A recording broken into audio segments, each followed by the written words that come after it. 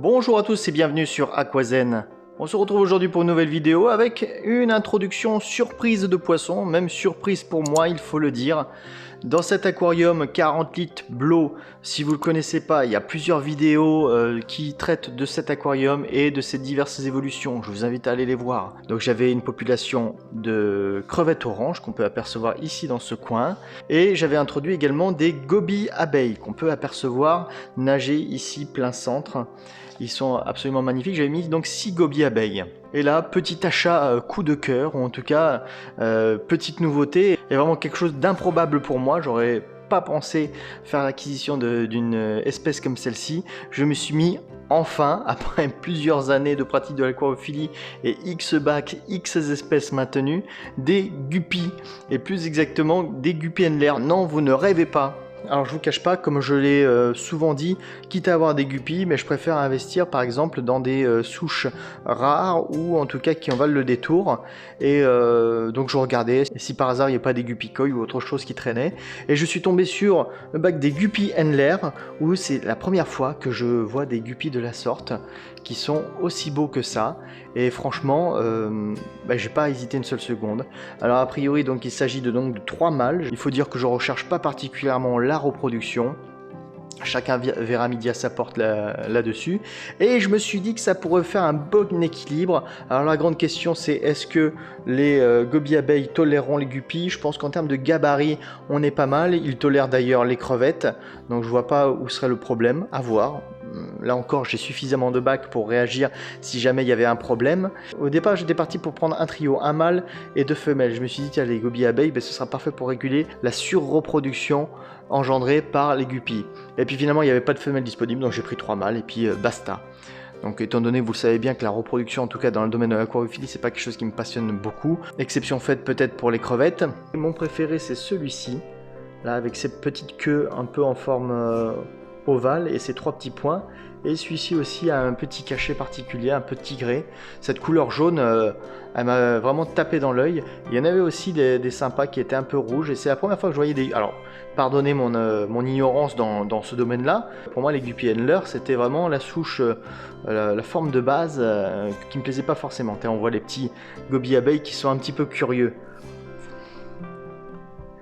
Ils se disent, tiens, il y a du nouveau. Un petit flash spécial débutant concernant l'acclimatation. Comment on fait? J'ai pris la poche, moi je la vide aux 3/4 pour laisser juste un petit fond. Je la laisse tremper dans l'eau de l'aquarium pour qu'il y ait une homogénéisation des températures entre l'eau du sac et l'eau de l'aquarium. Aussi, ce qui est important également, c'est l'acclimatation sociale, c'est-à-dire que les poissons introduits puissent avoir un premier aperçu de leur environnement et également que les colocataires puissent faire un petit peu le round d'observation, ce qui m'intéresse beaucoup dans ce cas-là. Pour l'instant, ça a l'air d'aller très bien. Et ensuite, dans un deuxième temps, l'acclimatation physico-chimique, on va dire. Comment je fais moi, en tout cas, pour cette acclimatation-là en particulier. J'utilise une seringue comme celle-ci et je viens prélever de l'eau de l'aquarium et progressivement, de temps en temps, je viens rajouter de l'eau là-dedans. On dit que l'acclimatation est terminée quand on a multiplié par 3 la quantité d'eau contenue dans le sac. C'est pour ça qu'il faut le vider de son eau au départ parce que sinon ça fait beaucoup trop.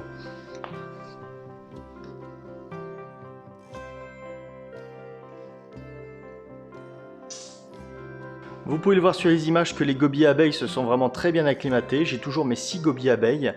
Ils vont très très bien. Ils sont très très jolis. Mais il faut dire que ce ne sont pas des poissons qui sont super spectaculaires dans le sens où ils ne vont pas faire vivre le bac. C'est des poissons qui vont rester très très discrets, qu'on va peut-être observer de loin. Ils se montrent pas toute la journée, ils ont plutôt tendance à sortir le soir pour se nourrir, mais c'est à peu près tout.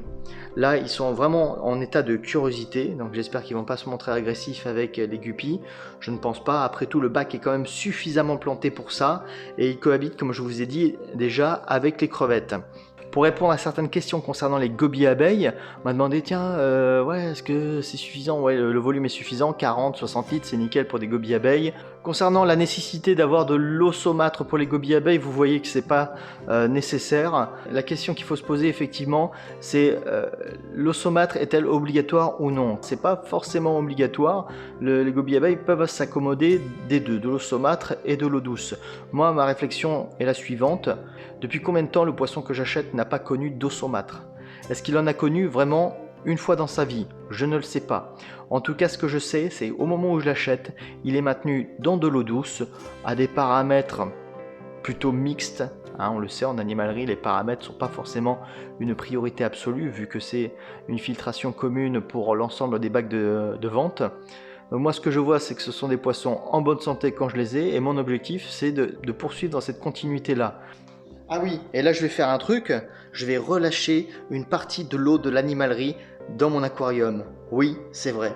Et là il faut juste prendre en compte que je relâche, avec mon acclimatation qui a été faite, je relâche juste quelques dizaines de centilitres, d'accord, l'équivalent d'un verre d'eau. Et personnellement je ne considère pas que l'eau de l'animalerie soit particulièrement toxique. Après, bien entendu, chacun fait comme il veut, et si certains parmi vous prennent plus de précautions ou souhaitent prendre plus de précautions que cela, bien entendu, je ne vous jetterai jamais la pierre.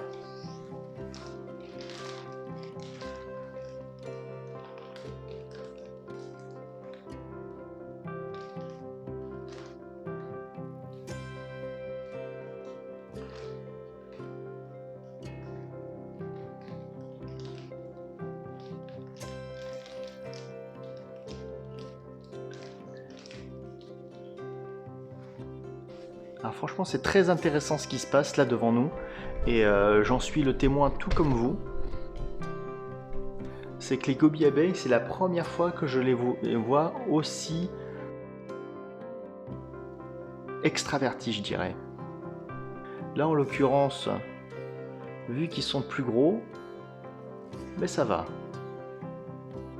Mais c'est vrai que je vous avoue que c'est la première fois que je vois les gobies abeilles aussi curieux de ce qui se passe et à presque sortir tous en même temps. Même lors des nourrissages aux artémias, ils sont pas aussi curieux que ça, ils sont pas aussi agités. Donc c'est quand même très intéressant à voir, et vous en êtes également les témoins. J'en profite pour vous faire un petit point matériel. On m'avait demandé ce que je pensais des éclairages Chilirose. Écoutez, là il y en a un de la série classe A, toujours excellent. Ça dégage beaucoup de chaleur, il faut le dire. Là vous voyez ma main ici, c'est brûlant. Donc ça c'est un point négatif. C'est pas waterproof, donc le fait d'avoir une vitre, ça permet quand même d'éviter les projections d'eau dessus. Et surtout, ce que je voulais vous montrer, c'est mon filtre OAS. Le filtre interne, le Biothermo 50, qui est vraiment excellent. Et je pense que je vais pouvoir augmenter le débit de la filtration un petit peu. Vous avez été nombreux à me demander justement des retours sur ces filtres-là. Celui-ci est excellent. Franchement, c'est vraiment un coup de cœur, ce petit filtre d'angle. Il paraît assez gros quand on l'a en main, certains le reprochent, mais moi je peux vous garantir que dans l'aquarium, il sait se faire très discret. Et vu son efficacité, ça vaut pas le coup de s'en priver. On peut voir que c'est toujours très ergonomique, avec la position du chauffage qui est toujours très bien étudiée et qui est vraiment optimisée. Et dans un aquarium qui est planté, on ne le voit pas du tout. Donc là encore, j'ai envie de dire, si vous voyez trop votre filtre interne, c'est que vous n'avez pas assez de plantes. Alors, on peut voir ici les plantes qui ne cessent de pousser. Là, j'ai fait un tri dans les plantes flottantes parce qu'il y en avait beaucoup trop. Je les ai mis dans mon bac à plantes. Et donc ça pousse très très bien, quasiment sans CO2. Juste un petit peu d'engrais et puis de carbone liquide.